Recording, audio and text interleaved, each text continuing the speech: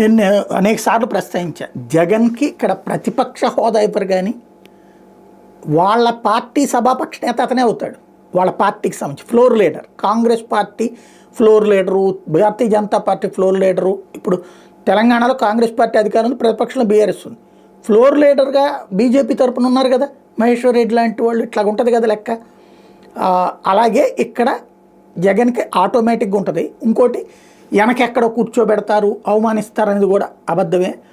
ఆ జనం చూస్తారు. ఒకవేళ అట్లాగా అవమానిస్తే ఖచ్చితంగా ఫ్రంట్లోనే ఇస్తారు.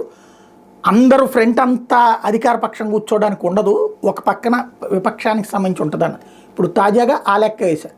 దీన్ని కూడా దిక్కుమాలిన వార్తలు రాయడంలో తలకమాసిన పనులు చేసేటటువంటి మీడియా ఒక కోణంలో రాసుకొచ్చింది ఏంటంటే, మొదటి సీటు పెద్దిరెడ్డికి ఇచ్చారు, రెండో సీటు జగన్కి ఇచ్చారు అని ఒక పనికి మాలినటువంటి వక్రీకరణ చేసింది.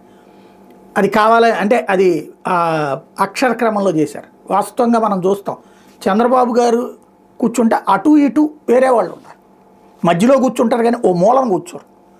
అలాగే జగన్మోహన్ రెడ్డి అయినా మధ్యలోనే కూర్చోవాలి, అటు ఇటు ఇద్దరు ఉండాలి. ఓ పక్కన పెద్దిరెడ్డి కూర్చుంటారు, ఇంకో పక్కన ఇంకొకళ్ళకి వస్తుంది. 11 మంది ఎమ్మెల్యేలకు సంబంధించి ప్రతిపక్షానికి ఫ్రంట్ రోలోనే ఇటు పక్కన అధికార పక్షం చంద్రబాబు, పవన్ కళ్యాణ్, మిగతా మంత్రులు వీళ్ళు ఉంటే ఇటు చివరిన వీళ్ళకి ఇస్తారు, ఆటోమేటిక్గా ఇస్తారు. అదే ఇచ్చారు, ఫ్రంట్ బెంచీనే ఇచ్చారు. ఎప్పటికైనా ఆయన సభకి హాజరవ్వడం అన్నటువంటిది ముఖ్యమైన అంశం.